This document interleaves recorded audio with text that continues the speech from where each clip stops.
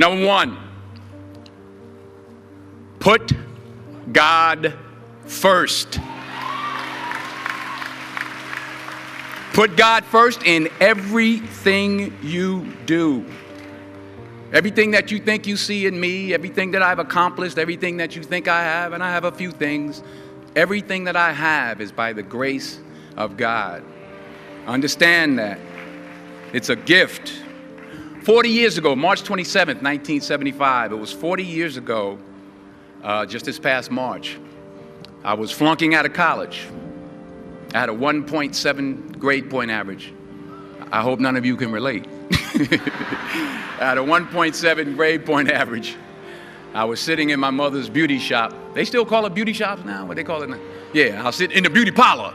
I was sitting in my mother's beauty parlor, and I'm looking in the mirror, and I see behind me this woman under the dryer. And every time she looked up, every time I looked up, she was looking at me, just looking me in the eye. And I didn't know who she was, and I said, she said, somebody give me a pen, give me a pencil, I have a prophecy. March 27, 1975, she said, boy, you are gonna travel the world and speak to millions of people. Now mind you, I was flunked out of college. I'm thinking about joining the army. I didn't know what I was gonna do, and she's telling me I'm gonna travel the world and speak to millions of people. Well, I have traveled the world, and I have spoke to millions of people. But that's not the most important thing, the success that I had. The most important thing is that what she taught me and what she told me that day has stayed with me since. I've been protected, I've been directed, I've been corrected. I've kept God in my life, and it's kept me humble. I didn't always stick with him, but he always stuck with me. So stick with him in everything you do. If you think you want to do what you think I've done, then do what I've done and stick with God. Number two, fail big. That's right. Fail big. Today is the beginning of the rest of your life, and it can be very frightening. It's a new world out there. It's a mean world out there, and you only live once. So do what you feel passionate about. Take chances professionally. Don't be afraid to fail. There's an old IQ test, was 9 dots, and you had to draw 5 lines with a pencil within these 9 dots without lifting the pencil. The only way to do it was to go outside the box. So don't be afraid to go outside the box. Don't be afraid to think outside the box. Don't be afraid to fail big, to dream big. But remember, dreams without goals are just dreams, and they ultimately fuel disappointment. So have dreams, but have goals. Life goals, yearly goals, monthly goals, daily goals. I try to give myself a goal every day. Sometimes it's just to not curse somebody out. Simple goals, but have goals. And understand that to achieve these goals, you must apply discipline and consistency. In order to achieve your goals, you must apply discipline, which you have already done, and consistency every day, not just on Tuesday and miss a few days. You have to work at it every day. You have to plan every day. You've heard the saying, we don't plan to fail, we fail to plan. Hard work works. Working really hard is what successful people do.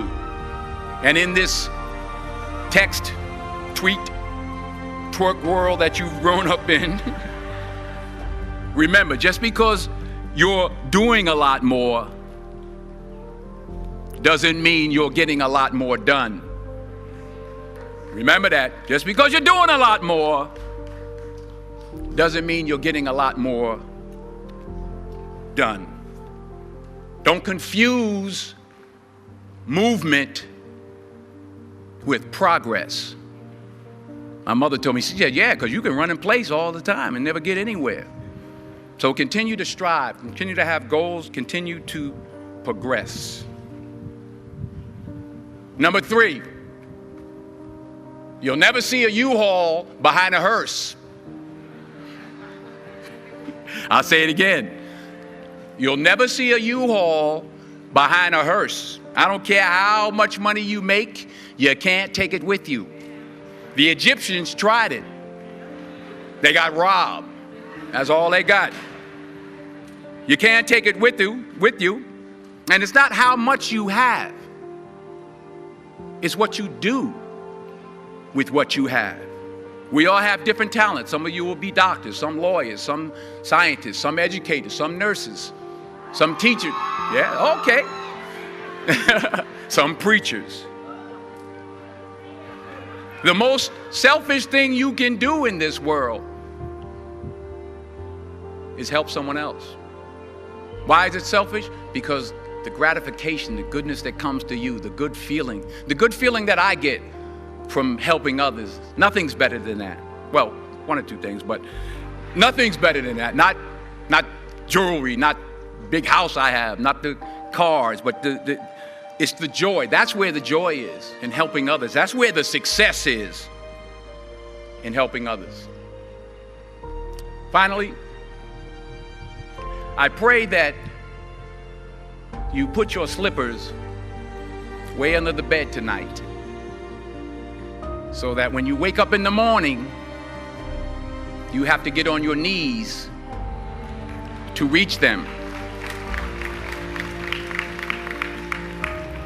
And while you're down there, say thank you for grace. Thank you for mercy. Thank you for understanding. Thank you for wisdom. Thank you for parents. Thank you for love. Thank you for kindness. Thank you for humility. Thank you for peace. Thank you for prosperity. Say thank you in advance for what's already yours. It's how I live my life. That's why I am, one of the reasons why I am today. Say thank you in advance for what is already yours. True desire in the heart for anything good is God's proof to you, sent beforehand to indicate that it's yours already. I'll say it again. True desire in the heart, that itch that you have, whatever it is you want to do, that thing that you want to do to help others and to grow and to make money, that desire, that itch, that's God's proof to you, sent beforehand already to indicate that it's yours. And anything you want good, you can have. So claim it. Work hard to get it. When you get it, reach back.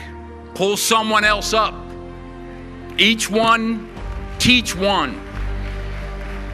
Don't just aspire to make a living.